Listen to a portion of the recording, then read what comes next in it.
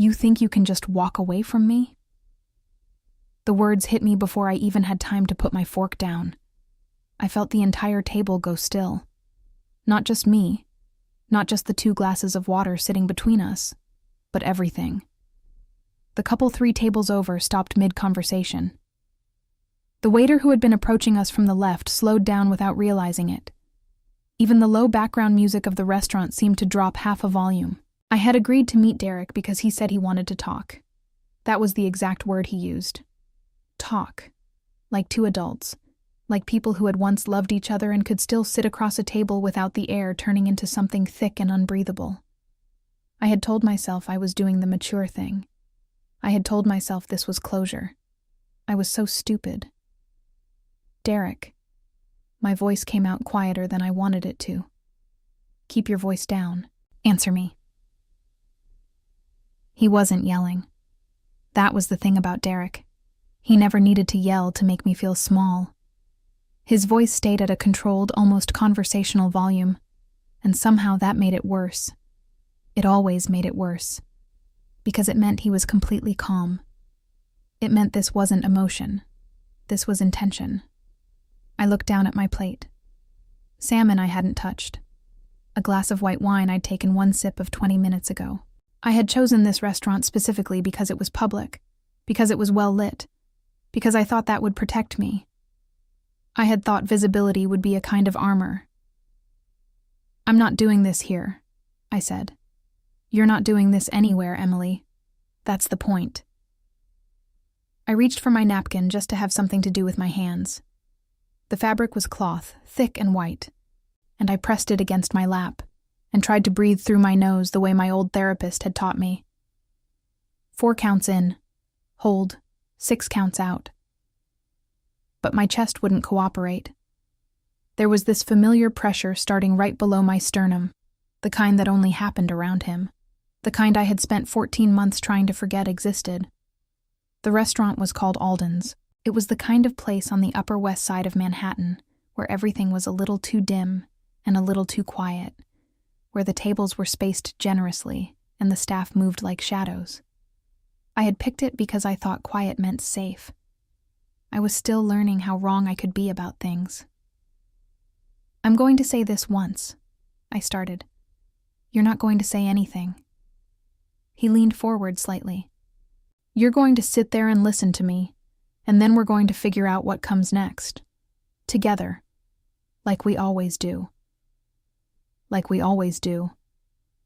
I felt something inside me flinch at that phrase, deep and automatic, the way you flinch before the sound even reaches you, because your body already knows what's coming. There was a time when I believed Derek was the most attentive man I had ever met. He remembered everything, my coffee order, the name of the elementary school teacher I mentioned once in passing, the specific way I liked the blinds angled in the morning. I had mistaken memorization for love. I had mistaken control for devotion. 18 months of my life. A lease I had broken. A job I had left because it was inconvenient for him. A phone I had replaced because the old one had too many old contacts on it. His words. I looked up at him. He was still objectively handsome, which had always felt like a cruel joke. Dark hair, the kind of jaw that photographed well, eyes that could look warm in the right light. Right now, the light wasn't right. Derek, I'm not doing this. I started to reach for my purse on the back of the chair. His hand moved faster. He didn't grab my wrist the way I expected. He reached across the table, and I don't know how to explain the speed of it, how the moment stretched and compressed at the same time, and his fingers closed around the front of my throat. Not squeezing, not yet, just holding, like a reminder, like a door he was leaving open just enough to show me what was on the other side. Sit down. I froze. My hands were flat on the table. My pulse was going everywhere at once. The napkin had fallen to the floor. I was aware of all of it and none of it, because the only thing I could fully process was the weight of his hand and the absolute certainty that no one was going to help me. And then something changed. I felt it before I understood it. A shift in the air somewhere to my left, a kind of recalibration in the atmosphere of the room, the way pressure drops before a storm rolls in. A few people near the entrance looked up. The maître d', who had been standing near the host stand with that professional blankness they're trained to maintain, went visibly still. I heard a chair move, not scrape, move, deliberately, with weight behind it. And then I heard something I couldn't immediately identify.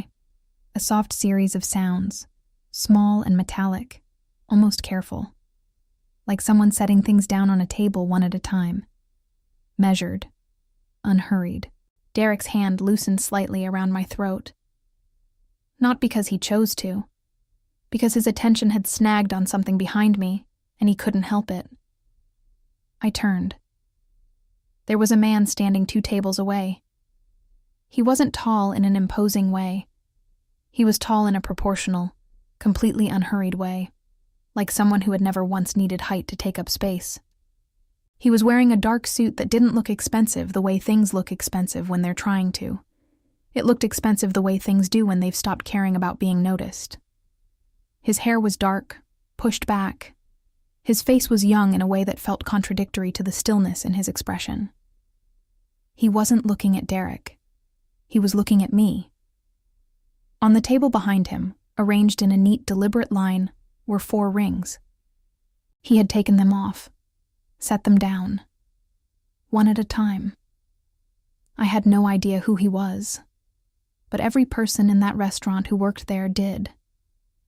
I could see it in the way the waiter nearest to him had gone completely rigid, in the way the maître d' had started moving without being asked, in the way even the couple by the window had somehow intuited that looking directly at this man was not something you did casually. He adjusted the cuff of his left sleeve, then his right, and he started walking toward our table.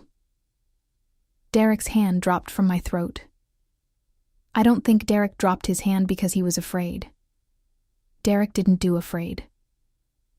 In all the time I had known him, in all the moments I had watched him navigate the world, fear had never been part of his vocabulary. He operated on a kind of baseline arrogance that I used to mistake for confidence, the assumption that every room would rearrange itself around him, that every situation would ultimately bend in his direction. He had never met anything that didn't, but his hand dropped, and that alone told me everything I needed to know about the man walking toward us. I pressed my fingers against my throat instinctively. Not because it hurt. It didn't. Not really, not yet, but because I needed to feel that it was still mine, that I was still here, that the last 30 seconds had actually happened, and I wasn't just sitting in some elongated version of a bad dream I kept having. He reached our table and stopped. He didn't pull out a chair. He didn't position himself between us in any theatrical way. He just stopped, standing slightly to Derek's left, close enough that Derek had to tilt his head to look up at him. The angle alone was deliberate. I understood that immediately. Everything about this man seemed deliberate. He looked at me first, not at Derek, at me. His eyes were dark and completely unreadable, and the look lasted maybe 3 seconds, but it was the kind of 3 seconds that had weight to them. He was checking something, taking inventory. I had no idea what he found. Then he looked at Derek. He didn't say anything right away. The silence was extraordinary. I had never heard a silence used as a tool before, not like this.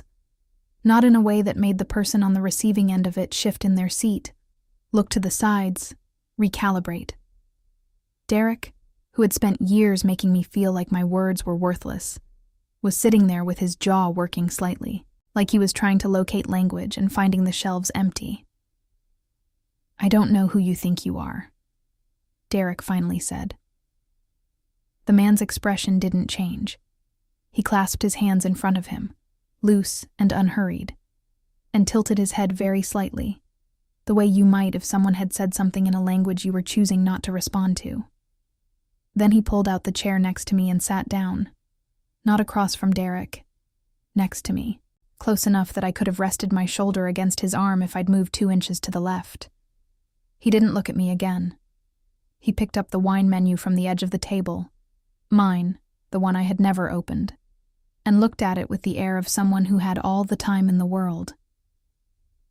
"This table is taken," Derek said. "I know."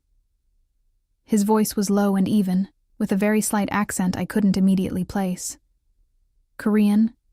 I realized a second later, the cadence of it, the way certain sounds sat differently. He didn't look up from the menu. I can see that. I watched Derek's face go through several things in quick succession. Confusion, irritation, something that looked almost like recalculation. He wasn't used to being ignored. He was deeply, fundamentally unequipped for it. "I'm going to need you to walk away," Derek said. His voice had dropped into that register, the one I knew, the low and deliberate one. The man set the wine menu down. He looked at Derek then, fully, and something passed between them that I couldn't entirely decode. But whatever it wasn't a conversation between equals.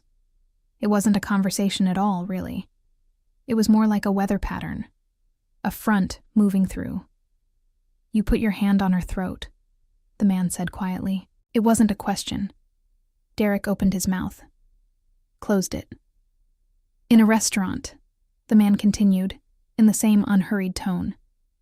"With witnesses." I saw Derek's eyes move, just briefly, to the sides of the room. I followed his gaze without meaning to. 3 men I hadn't noticed before. One near the bar, nursing a drink he hadn't touched. One by the window, sitting alone with no food in front of him. One just inside the entrance, hands loose at his sides, watching. They weren't doing anything. They were just there, the way weight is just there, the way gravity is just there. Derek saw them too. Something went out of his posture. It was subtle. His shoulders didn't drop. His expression didn't crack. But I had spent 18 months studying Derek's body language the way you study a weather system when you live somewhere prone to flooding. You learn the signs, and the sign I was reading right now was retreat. He was deciding something. "This is between me and Emily," he said. His voice had changed slightly, recalibrated to something more measured. The man next to me didn't respond immediately. He reached forward and refilled my water glass from the pitcher on the table, calm as anything, like Derek hadn't spoken at all. Then he said, still without looking up, "She doesn't look like she agrees." I realized I was holding my breath. I let it out slowly, trying not to make it obvious. Derek looked at me. There was a message in that look, a reminder, a threat, a promise. All the compressed weight of 18 months of learning exactly how to make me feel like leaving was something I didn't have the right to do. I looked back at him and felt something I hadn't expected. I felt the man beside me. Not in any dramatic way. Not a hand on my arm or a word in my ear. Just his presence, steady and unmoved, like something structural. Like a wall that had decided to sit next to me. And against every reasonable thought I had. Because I didn't know this man. Because I had no idea what he wanted or why he'd stood up or what those rings meant, lined up on a table behind us. I felt something loosen in my chest. Some knot I had been holding so tightly I had stopped noticing it. Derek pushed back from the table. He stood up slowly, adjusting his jacket. He looked at me one more time, and I understood the look. This isn't over. He didn't need to say it. He never did. He walked out. I stared at the space where he'd been for a moment, the half-empty glass of water, the untouched bread roll on his side plate, the napkin crumpled beside it. Small, ordinary objects with no idea what they'd just witnessed. "Are you hurt?" I turned. The man was watching me now with that same measured attention he'd turned on Derek, but different somehow. Quieter. I touched my throat again automatically. "No," I said. My voice came out a little unsteady. "I'm fine." He didn't look like he believed me. He didn't argue either. "Okay," he said simply. And I had absolutely no idea what to do with any of it. He didn't introduce himself right away. That was the thing I kept coming back to, later, when I was sitting in my apartment with a cup of tea I'd made and forgotten about, staring at the wall. Most people in a situation like that would have offered a name, a handshake, some version of, "Hi, I'm so-and-so, are you okay? Can I call someone?" The standard choreography of human concern. He didn't do any of that. He signaled the waiter with a slight movement of 2 fingers, not raised, not gestured, just angled slightly outward from where his hand rested on the table, and the waiter materialized in a way that suggested he had been waiting for exactly that signal since the moment this man walked in. "She hasn't eaten," he said. It wasn't directed at me. It was directed at the waiter, stated like a fact, like something he'd observed and was now simply relaying. The waiter nodded and disappeared without asking me a single question about what I wanted. I looked at him. "I'm not really hungry," I said. "I know." He picked up his water glass. "You still need to eat something." I didn't know whether to be annoyed or disarmed by that. I settled on something in between, which mostly meant I said nothing, and looked at the tablecloth and tried to organize the inside of my head, which felt like a room where someone had overturned all the furniture. "I don't know you," I said finally. "No." "So why?" I stopped. Tried again. "Why did you do that?" He was quiet for a moment. Not the kind of quiet that meant he was searching for an answer. The kind that meant he was deciding how much of one to give. "I was watching him before you noticed," he said. "His hands. The way he was sitting." He paused. "I've seen that before." There was nothing performative in the way he said it. No attempt to present himself as a hero. Just a statement, flat and clean, like a fact on a page. And something about that flatness made it more believable than anything elaborate would have been. I looked at him properly for the first time since he'd sat down. Up close, the youth in his face was more apparent. There was something almost stark about it, the contrast between how young he actually was and how completely at ease he seemed with the weight he carried. His jaw was set, his posture controlled but not rigid. His hands were back on the table, bare now, and I found my eyes going to his fingers without meaning to. 4 rings, lined up on that table behind us. "Your rings," I said. He glanced at his hands briefly. Something shifted in his expression, barely perceptible. "I didn't want them in the way." In the way. The phrase settled in my stomach with a particular kind of heaviness. "Were you going to—" I couldn't finish the sentence. "No," he said. Simply. Finally. Like the word itself was a door closing. It didn't need to go there. I believed him. I wasn't entirely sure why, but I did. The food arrived before I could figure out what else to say. Not my original order. That plate had been quietly removed at some point without my noticing. Instead, there was soup, something clear and warm-smelling, and a small plate of bread and a glass of water with ice. Simple. Careful. Like whoever had arranged it understood that I needed something easy right now. I picked up the spoon. My hand was still shaking slightly. I was hoping he wouldn't notice, but I knew immediately from the way he didn't look at my hand that he had. The deliberateness of him not looking at it felt somehow more considerate than sympathy would have. "You come here often?" I asked, because I needed to say something that had no weight to it. The corner of his mouth moved. It wasn't quite a smile, but it was adjacent to one. Not usually for dinner. I processed that. Decided not to pull the thread. We sat in a silence that should have been uncomfortable and wasn't, which confused me more than everything else combined. I ate the soup. It was good. Really good.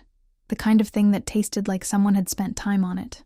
Outside the window, the city was doing its usual indifferent thing, cabs and pedestrians and the specific orange of Manhattan streetlights reflecting off the wet pavement.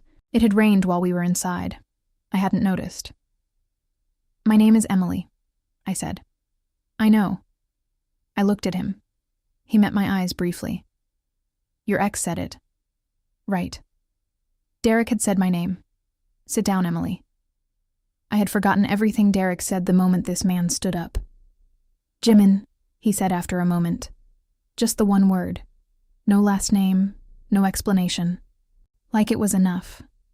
Like he'd already decided it was all he was offering, and was mildly curious whether I'd push for more. I didn't. We sat there a little longer. I finished the soup. He drank his water and didn't eat anything, but he didn't seem to mind that. Outside, a couple walked past the window holding hands, arguing about something with the easy irritation of people who argue because they're comfortable, not because anything is actually wrong. I watched them until they were out of frame. "He's going to come back," I said. I wasn't sure if I was saying it to Jimin or to myself. Jimin didn't answer immediately. He was looking at the window too, or toward it. It was hard to tell exactly where his attention was, because his gaze always felt like it covered more territory than it should. "Probably," he said. I appreciated that he didn't tell me I was wrong.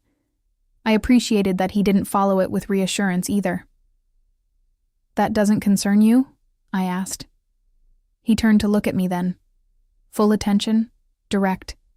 And I had to resist the urge to look away because there was something in that look that felt like being read. Not judged. Read. Like a document he was taking the time to go through carefully.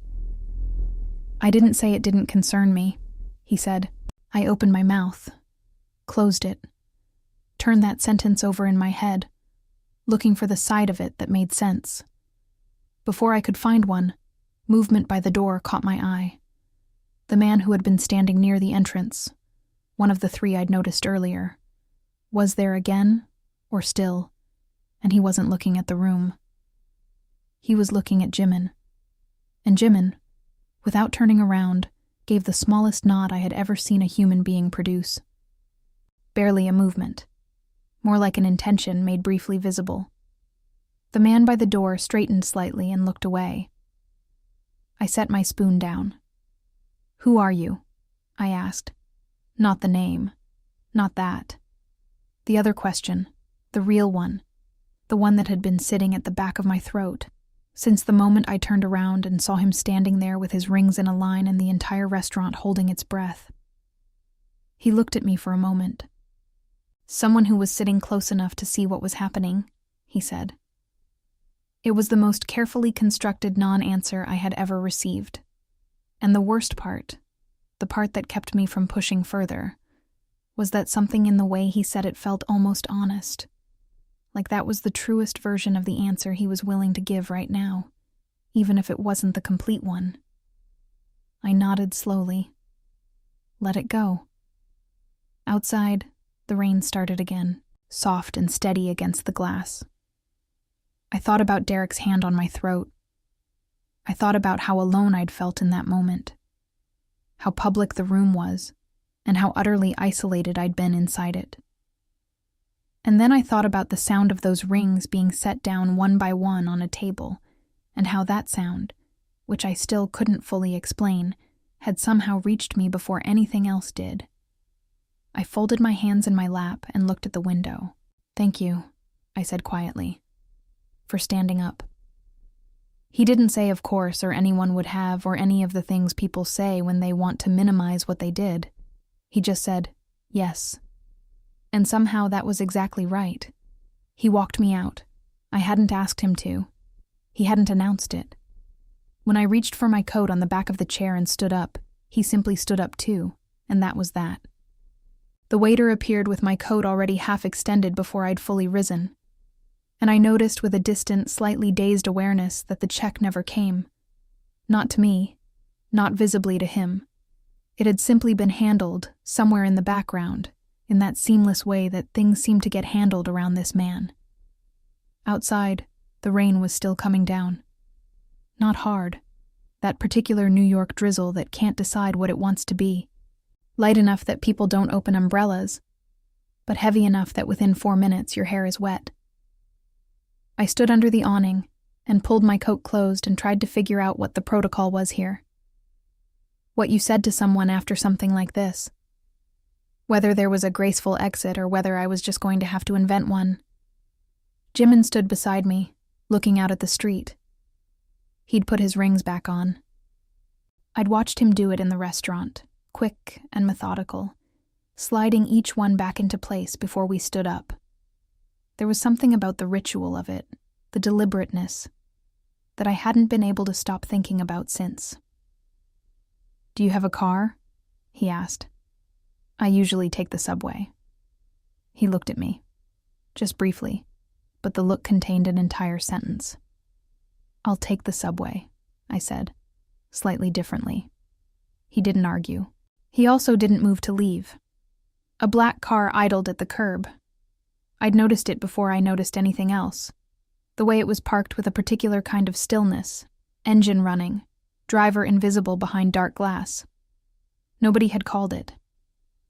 It was just there, the way all things around Jimin seemed to simply be there, in position, without needing instruction. I watched a woman walk past with a dog that was deeply unhappy about the rain. "I'm going to be fine," I said, partly to him, mostly to myself. "I know you will."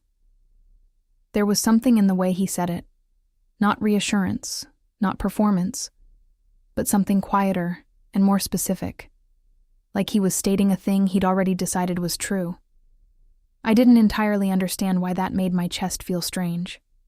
I turned to look at him. Up close, in the amber wash of the awning light. He looked different from how he'd looked inside. Younger, maybe, or just more real. The controlled stillness slightly softened by the cold and the rain, and the fact that there was no audience out here. Just the two of us and the city doing its usual loud, indifferent thing all around us. He was looking at the street, not at me, and his expression was something I didn't quite have a word for. "He has my number," I said. "Derek. He'll call. He always calls after." "I know." The phrase again. "I know." I had started to understand that this was how he spoke. Not dismissively, not as a performance of omniscience, but as a way of saying I've already thought about this. You don't need to carry it alone right now. Or maybe I was constructing meaning that wasn't there. Maybe I was just exhausted and slightly in shock and attaching weight to things because I needed something to hold on to. "What do I do if he shows up at my building?" I asked. Jimin turned to look at me then. His dark eyes moved over my face with that same careful, inventory-taking quality I'd noticed at the table, and I held very still under it without entirely meaning to. "Where do you live?" he asked. I hesitated. He saw the hesitation and something in his expression shifted. Not offense, not impatience. Something more like acknowledgement. Like he understood exactly what the hesitation meant and thought it was reasonable. "You don't have to tell me," he said. "It's not that I stopped. Tried to be honest with myself about what it was. "I don't know you." "No. I don't know why you helped me. I told you. You told me a version of it." The corner of his mouth moved again in that way that wasn't quite a smile. This time it lasted a fraction longer. "East 84th, I said. I don't know why. It came out before I'd finished deciding to say it, like something my body had agreed to before consulting me. He nodded once, filed it away somewhere. I had the uncomfortable and oddly settling feeling that he would not forget it. My phone buzzed in my coat pocket. I knew before I looked at it. I pulled it out anyway, the way you touch a bruise. Not because you don't know it's going to hurt, but because you have to confirm it's real. Derek's name on the screen, a text already appearing in the preview. "We need to finish this conversation." I stared at it. Jimin was watching me. Not at the phone. At my face. "He's already texting," I said. My voice was steadier than I expected it to be. Something moved through Jimin's expression that I couldn't fully read. It was brief and controlled and then it was gone, replaced by that clean, surface stillness. But for a half second it had been there, and it had not been calm. "Don't respond tonight," he said. "And if he shows up?" Jimin reached into the inside pocket of his jacket. He produced a card, plain, matte black, nothing on it except a phone number in small silver print. No name, no title, just the number. He held it out. I took it. The cardstock was heavy between my fingers, the kind of weight that cost money. I turned it over. The back was blank. "If he comes to your building," Jimin said, "call that number." I looked up at him. "And then what?" He held my gaze for a moment. "And then it gets handled," he said quietly. I thought about asking what handled meant. I thought about all the reasonable, sensible questions a reasonable, sensible person would ask right now. Who are you? What does that mean? What exactly are you offering? And what does it cost? Because nothing is free. Nothing is ever just free. I knew that. I had learned that the hard way in ways that had nothing to do with Derek. But I was standing in the rain with the card in my hand, and for the first time in longer than I could easily remember, I felt something other than alone inside a situation I couldn't control. I put the card in my pocket. "Okay," I said. He looked at me for one more moment. Then his eyes went briefly to the street, the building line, the car at the curb, a sweep so quick and practiced it was almost invisible. "The car will take you home," he said. "I told you, I take the—" "Emily." Just my name, said quietly, with no particular inflection. But something in it stopped me the way a hand on a shoulder stops you. I looked at him. "It's raining," he said.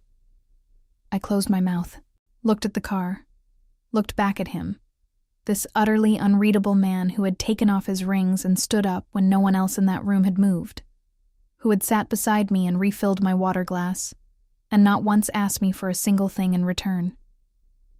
"Fine," I said. The driver's door didn't open. The back door did from the inside, quiet and precise. I walked toward it, then stopped and turned around. Jimin was still standing under the awning, hands in his pockets, looking at me with that same expression I didn't have a word for. "Thank you," I said again. "I mean it." He nodded once. I got in the car. The door closed behind me. The interior was warm and dark and smelled faintly of cedar, and as the car pulled smoothly into traffic, I turned and looked out the rear window. He was still there, standing perfectly still under the awning, watching the car until the first turn took him out of sight. I faced forward, pressed my fingers against the card in my pocket, felt the edges of it, clean and precise, through the fabric. My phone buzzed again. Derek, again. I turned it face down on the seat beside me and watched the city move past the window and tried to understand what had just shifted in the architecture of my life. Because something had. I was certain of it, even if I couldn't yet see the shape of what it was. Derek came on a Thursday. I know because I had just gotten home from a double shift. I worked front desk at a physical therapy clinic on Columbus Avenue, the kind of job that sounds manageable until you're 8 hours into it and your feet have stopped sending useful information to your brain.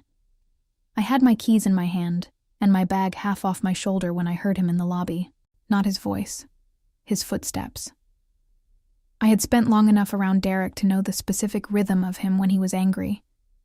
That particular cadence, slightly too deliberate, each step placed with the controlled force of someone who wanted you to know they were coming. I stopped at the bottom of the stairwell. He was standing near the mailboxes. He'd gotten through the front door somehow. A neighbor, probably. Someone who held it without thinking. Because people always held doors for Derek. He had that quality. Disarming at first glance. He looked at me and smiled, and it was the kind of smile that meant nothing good. "You didn't answer my texts," he said. There had been 11 of them. I knew because I had counted. sitting in my apartment over the last 4 days, watching them arrive and not touching them, each one a slightly different variation of the same message. We need to talk. You owe me this conversation. Don't make me come there, Emily. Apparently, I had made him come there. My hand found my coat pocket. The card was still there. I had moved it from coat to coat over 4 days the way some people move a lucky stone, not entirely sure what I believed about it, but not willing to leave it behind either. Derek. My voice came out even. I was almost surprised. You need to leave. 5 minutes, he said. That's all I'm asking. You're not asking. You showed up at my building. Because you won't. I'm going to call the police. He laughed. It was a short, dismissive sound, calibrated specifically to make me feel foolish. I had heard it hundreds of times. It still worked. I felt the familiar shame of it move through me, the conditioned response, the internal voice that said you're overreacting, you're being dramatic. This is not as serious as you're making it. I reached into my pocket. I didn't pull out my phone. I pulled out the card. I looked at it for 1 second. The silver number on matte black. Clean and precise. Then I got my phone out and dialed. It rang once. Emily. His voice, on the second ring. Not a question. He'd seen the number, or someone had, or some mechanism I didn't understand had relayed the information before the call even connected. Just my name, said in that same quiet, even tone. He's here, I said. My building. A pause that lasted less than 3 seconds. Stay where you are, Jimin said. He hung up. Derek was watching me with an expression caught somewhere between contempt and uncertainty. The uncertainty was new. I had rarely seen it on him. Who was that? He asked. Someone, I said. 8 minutes. That was how long it took. I know because I watched the clock on my phone, standing in that lobby with Derek cycling through his usual repertoire, cajoling, then cold, then something that edged toward threatening, and I stood there and didn't move, and didn't let him get me up those stairs. 8 minutes from the call to the moment the front door of the building opened. 2 men came in first. I recognized one of them from the restaurant, the one who'd been standing near the entrance. They didn't say anything. They positioned themselves in the lobby with the practiced, geometric precision of people who did this regularly, and the temperature of the room changed the way it had changed at Alden's. That same atmospheric drop, and Derek felt it. Then Jimin walked in. He wasn't wearing a suit this time. Dark coat, dark clothes beneath it, and something about the slight informality of it made him seem, paradoxically, more authoritative. Like he had come directly from somewhere else. Like this had been important enough to interrupt whatever the rest of his evening was. He looked at Derek. Derek looked back. I watched Derek do the calculation I'd seen him do at the restaurant. Reading the room, measuring the odds, finding the exit. He was smart enough for that, always had been. Smart enough to know when a situation had moved outside his ability to control it. You need to leave her alone, Jimin said. No preamble. No setup.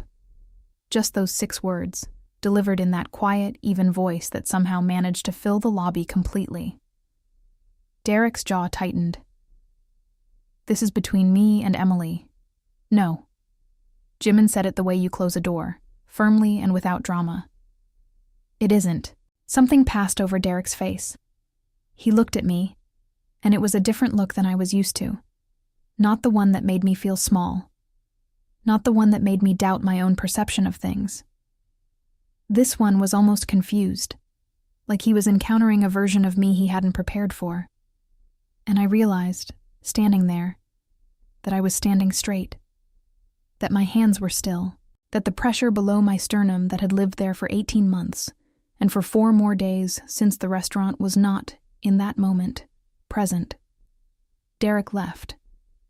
He walked past the 2 men and out the front door without another word. And I watched through the glass as he went down the steps and turned and disappeared. And I kept watching the empty space where he'd been for a moment longer than necessary. The two men exchanged something brief and wordless and stepped outside. Jimin stayed. He looked at me across the lobby. His expression was doing that thing I still didn't have a word for. That particular quality that was somewhere between careful and something warmer that he kept a measured distance from. "You okay?" he asked. I thought about it honestly. My hands were still. My chest was clear. The lobby smelled like rain and floor cleaner, and the faint cedar I had started to associate with him. "Yeah," I said. And then, because it was true, "I think I actually am."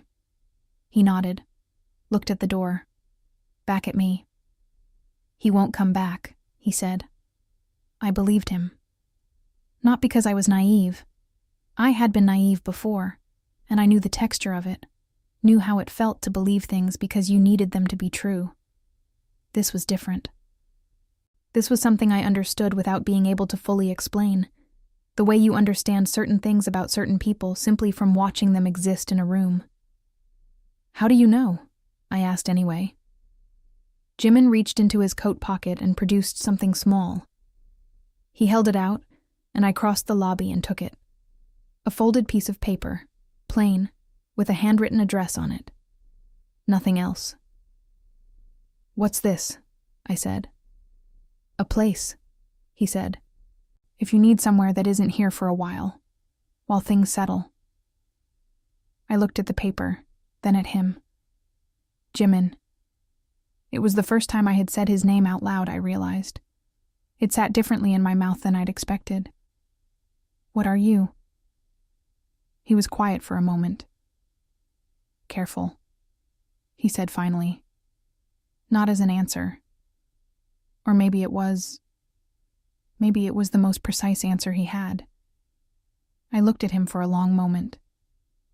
This young, still, utterly unreadable man who had stood up in a restaurant and set down his rings, and 8 days later shown up in my lobby in 8 minutes flat, and made the most dangerous person in my life turn around and walk out a door. I folded the paper and put it in my pocket alongside the card that was already there. "Thank you," I said. For the third time. The last time felt different from the first two, less like relief, more like something being acknowledged between us. Something that didn't have a clean name yet. He looked at me. And for just a moment, so briefly I might have constructed it from nothing, from wanting, something moved behind his eyes. Something that was not stillness. Then it was gone, and he nodded once and turned toward the door. "Jimin," I said. He stopped, didn't turn fully, just enough. "The rings," I said, "at the restaurant. You took them off before you even knew how it was going to go." A pause.